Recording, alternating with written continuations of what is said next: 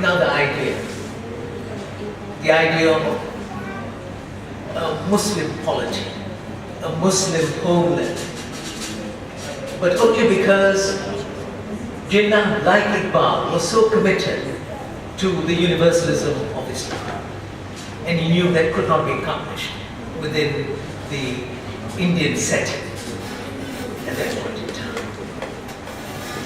As I'm sure all of you know better than me, Iqbal and Jinnah, they worked together, they had ideological differences for a while, then they came together again towards the end of Iqbal's life. He really valued the contribution of Jinnah.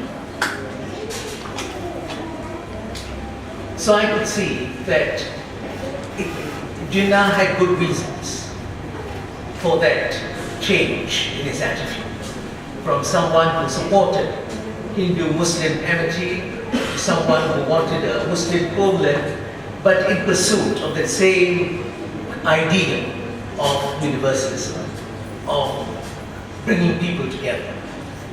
And Jinnah proved it in a sense, in his speeches, in his writings, but most of all, in what he did in the short period, little more than a year, that he was at the head of Pakistan.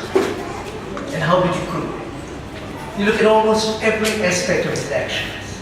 He was actually committed to this notion of a Pakistan that embraced everyone, that was fair and just to all human beings, to all its citizens. Brother Abdullah had mentioned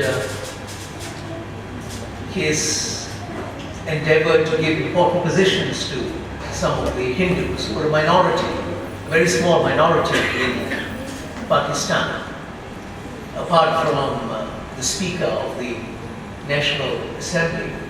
He had a cabinet of 7 ministers, Jinnah.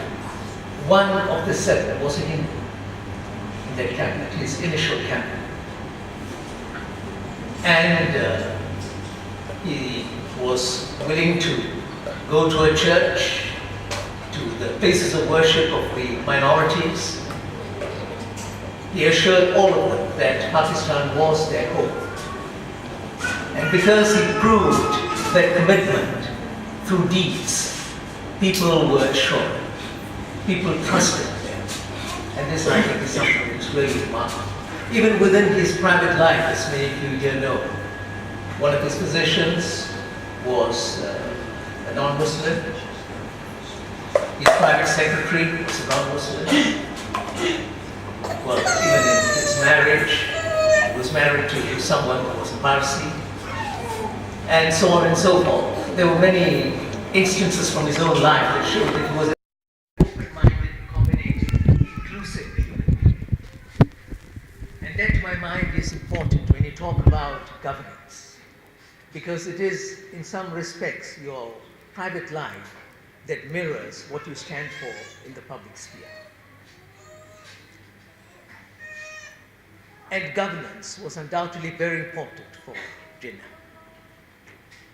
In terms of relations between the different communities, which is part of governance, his commitment to an effective and efficient administration, his total abhorrence against corruption and the abuse of power. Not just in terms of his speeches, but his determination to act against the corrupt, even though he was at the helm only for a very short while. Jinnah's commitment to governance, to good governance, to building up Pakistan, which was in tatters after partition, infrastructure, its basic amenities, these are things that he was very, very committed to, trying to develop these aspects of Pakistani society. And it's not very widely known that because he wanted to concentrate upon the development and transformation of Pakistan, he was even prepared to forge a military pact with India. Shortly before his death, he proposed a Pakistani-India military pact so that Pakistan would not be troubled by military incursions and interference from its neighbor. But of course, the other side didn't accept it.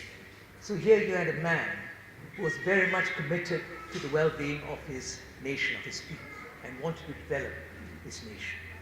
This is one of the reasons why people thought that he was actually very secular, because of his devotion to development and transformation. That he was secular, though he was the head of a republic created in the name of Islam. And this is a question which has troubled academics and journalists for a very long while, whether he was Islamic or secular, and I think Brother Abdullah had also alluded to this. There is an incident in his life that in a way provides the answer. What was Jinnah? Of course, his devotion to development and transformation was real, it was genuine. But it's forgotten that he saw this commitment to development, to getting rid of poverty, getting rid of corruption, establishing an efficient and effective administration. He saw this from an Islamic perspective. He saw this as part and parcel of Islam. He saw this as integral to one's commitment to the welfare of human beings, which is essential to Islam. He was very much aware of that this was Islamic. This was how he wanted to see Islam and an Islamic republic. And the incident that I alluded to was a speech that Lord Mountbatten had made when he visited Pakistan in the initial period. And in that speech, Mountbatten had sort of urged Jinnah to follow the example of Akbar, the Mughal ruler, in terms of Akbar's universalism, his accommodative attitude. He asked Jinnah to follow this. And Jinnah responded to it immediately by saying that his model, his example, is not just Akbar, because Akbar's inspiration would have come from somewhere else. And that somewhere else was actually the Quran and the life of the Prophet. And Jinnah talked about this. Jinnah referred to the Quran and the life of the Prophet as examples of that type of inclusiveness, universalism, that commitment to good governance. That was very much part of Islam itself. So he was not following some other figure, he was actually using as his model of emulation the Quran and the Prophet. Unfortunately, a very big segment of the ulama in Pakistan, and perhaps the ulama in other parts of the Muslim world, they did not see this aspect of Jinnah as a manifestation of his commitment to Islam. As far as they were concerned, he was not Islamic the way in which they saw leaders and individuals. And this, to my mind, is something very important. That a segment of ulama, a segment of the Muslim community in Pakistan, in Malaysia, certainly in my country, Malaysia, and in many parts of the Muslim world, they have a certain notion of what being Islamic is. And this is why someone committed to development and change and good governance and the transformation of the welfare of people, somehow they're not seen as Islamic from their perspective. It is a pity that a segment of the ulama in Pakistan, during Jinnah's lifetime and after his death, they thought that he was not Islamic because for them a lot of it revolved around individual morality, what they saw as individual morality, personal behavior, lifestyle.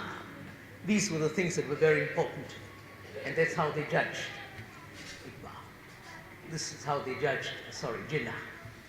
And I'm sure you know that Iqbal was also attacked very often by the ulama, partly because of some of these aspects of one's lifestyle, values, and attitudes of the sort. This is something that we Muslims today, more than 7 decades after the passing away of Jinnah, we have to ponder on this. What do we mean by Islamic identity? What do we mean by devotion and commitment to Islamic values and principles? Why do we see it largely in terms of